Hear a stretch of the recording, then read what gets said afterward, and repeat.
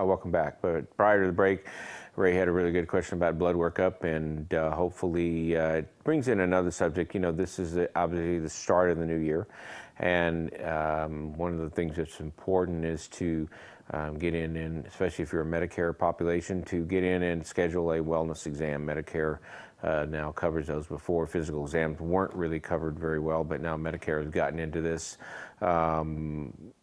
Preventative stuff. They realize that they can't control the cost of medicine all that much, but if they can modify certain diseases and do certain things that prevent some of the really curable causes of death, I mean, I don't say curable causes, but death by itself is not really curable, but prevent some of these diseases like colon cancer.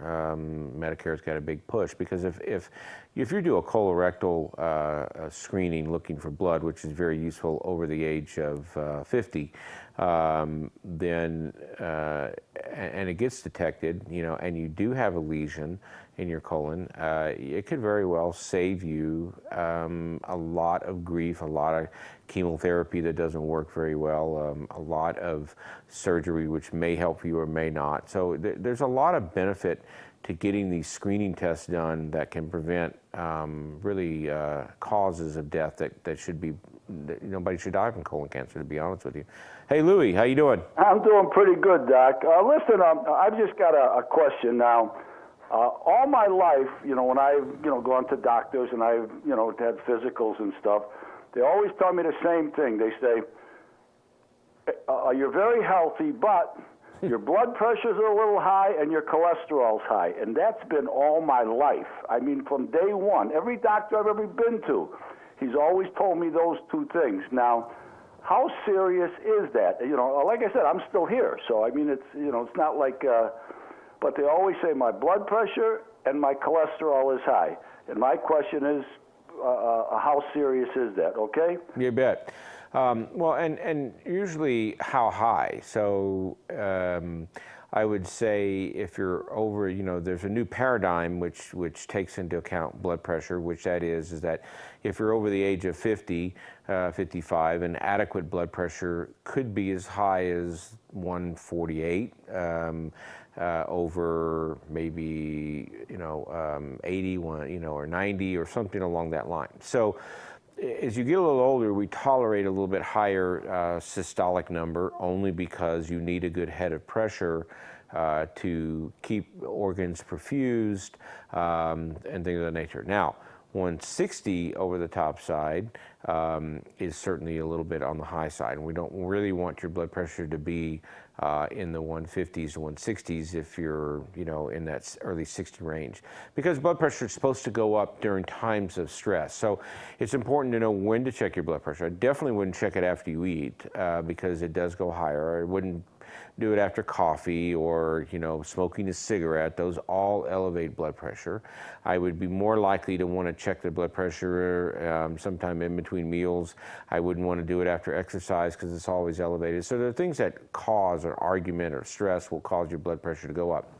So if you're riding around 160 and you're in a comfortable mode, and your blood pressure goes up to 220, what that does is it definitely strangulates end organs, meaning you may not have a stroke, but persistent blood pressure that exists in that realm is going to narrow blood vessels in general. So it's going to, you know, you've got to feed this long tube, and if it starts getting narrower, the end organs, such as the brain and some of the distal renal and kidney issues, and sometimes maybe your heart, may suffer low blood flow or low oxygen, and then some of those tissues may die. So, which is one of the reasons they think could be linked to some Alzheimer's disease, what we call microvascular issues, is that we see blood pressure that happens in the 40s and the 50s, where extreme exercise, extreme situations that cause a lot of blood pressure may cause a dropout in microvascular tissue in the brain. Therefore, you're going to get some Alzheimer's. Now, that's just one cause, and I did mean to digress on that. So, and what are they talking about with this cholesterol all the time? Yeah. Now, like I said, I like the fat on the meat, and a lot of times I tell them, don't trim the fat off a steak if I order a steak. And I mean, I've done this all my life. Now, how serious is high cholesterol? I mean, like I said, they've told me that all my life, that my cholesterol's high, but I'm still here. So how serious is it? Well, and true. I mean, I've seen people that have run really bad-looking cholesterol pictures. You know, their cholesterol's 260. I mean, okay, in terms of numbers, 80% of the people who have heart disease or related to cholesterol have a cholesterol of 220 or greater. That's 80%. So if you look at the numbers and your cholesterol is 220 or greater on the top side, you're in that 80% category. You might be the 20% that never develop any heart disease. But if I looked at you as a patient and you were 78, 79, and you're in pretty good shape and your cholesterol was 230, I'd probably say, listen, if you hadn't had a heart attack by then maybe you won't. Everybody quotes the Framingham study, which was this town in Massachusetts where they basically followed this population and they looked at risk factors and disease models and they looked at cholesterol, and they'll quote this study over and over and over again. So you could have a cholesterol of 230, but if your good cholesterol is 75, then in the Framingham study, it actually took away a risk factor for heart disease. But your good cholesterol has to be greater than 75. If your LDL or your bad cholesterol was low, then you basically have an increased risk of, a better chance of not having heart disease. So it's an unknown factor. Your family history is important. Your lifestyle is important. If you have elevated cholesterol and you smoke and you have a high-stress job, then you're juggling gasoline and fire, and eventually something's going to be a problem. So if you came to me and said, you know, your blood pressure is a little high, your cholesterol is a little high, is that a problem? And you say everybody in my family lives to be 90, I'd say, probably not going to be a problem. I wouldn't worry about it. And the thing about it is everything in moderation. And I've said this over and over again. So how high is high? It depends on your situation. If you're a diabetic and you have cholesterol of 230, I'd say you're in trouble because of what diabetes does to blood sugar. What it does to blood sugar and what it does to cholesterol and how it affects all those numbers. So I think in general, if you feel good, if you're having, you're able to do everything you need to do, I guess I wouldn't worry about it. Okay, thanks a lot, Doc. You answered my question. Thanks a lot. I'm glad I could. Okay, bye. It's a lot of loose numbers, so you really need to have those specifics about cholesterol. One of the things that's a number value, if you go to the doctor and he checks your cholesterol and it's, let's say for the sake of argument, it's 200. And then you look at your HDL and your HDL is 50. Okay, so that's your good cholesterol, right? And your LDL, for the sake of argument, is 100. I like to keep these numbers 200, 150, makes the math pretty simple. But there's a thing called free cholesterol. Free cholesterol is your total cholesterol minus your HDL. So in this case, in this particular patient, 200 minus 50 is 150. And that's a reasonable number. That's not that elevated. I like to see free cholesterols look closer to 100, and I think that would be a better protected state. There's also a ratio, so we look at different ratios. So one of the ratios is your LDL to HDL ratio. So in this case, it would be 100 divided by 50, which would be 2. That's a very good ratio. I don't like to see that ratio greater than 3, 3.5. Then there is basically the total cholesterol HDL ratio. So that would be 200 divided by 50, which would be 4, and that's an average ratio. 100 LDL is very good because if you don't have heart disease, that's where we like your bad cholesterol to be, is right around 100. If you have some type of heart disease or vascular, like you've had a stroke or you've had some other problem, then we want that bad cholesterol to be at 70 or less. That's what the cardiologists are recommending, and that's where you reduce this lipid particle, the LDL. Now, I've said this on the show before, and I'll say it again. The analogy is that your arterial system is the same as a freeway. And so I think we got a few minutes, and I think Donna's on the phone. Donna, are you there? I'm here. Great. Thank you for calling in, Donna. Hey. What can I do for you? I have a question for you. Okay. I am talking to Mr. Reiner, right? You are talking to Dr. Reiner, yes. Okay, hi, hon.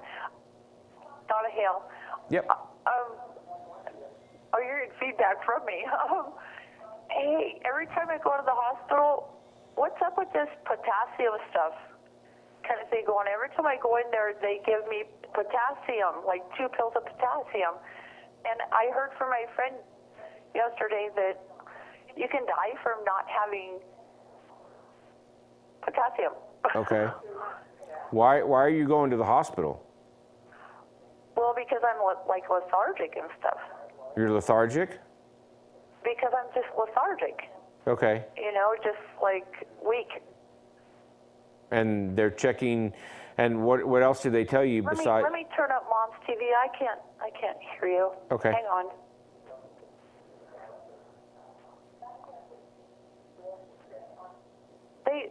They told me that I was low on potassium, so they gave me like.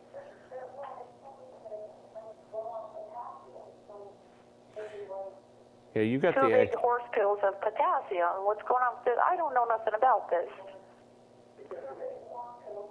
Well, you're getting a lot of background in your TV. You're supposed to turn it off so you don't hear yourself talk. But the issue is that that could be. I can't hear him. Yeah. The issue is that could be one of the problems of your fatigue issue. You could be on a medication that might be causing you to waste potassium, such Okay, as I turned it all the way down. Huh? Now I can't hear him. Okay, say that again.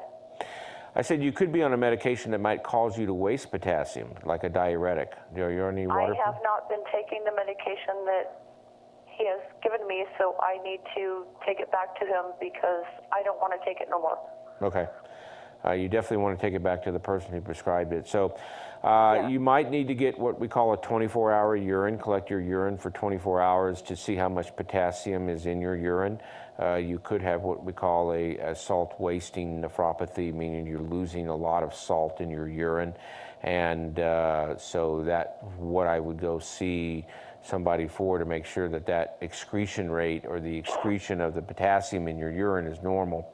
Then it could be a dietary insufficiency also. Do you feel better when they give you potassium?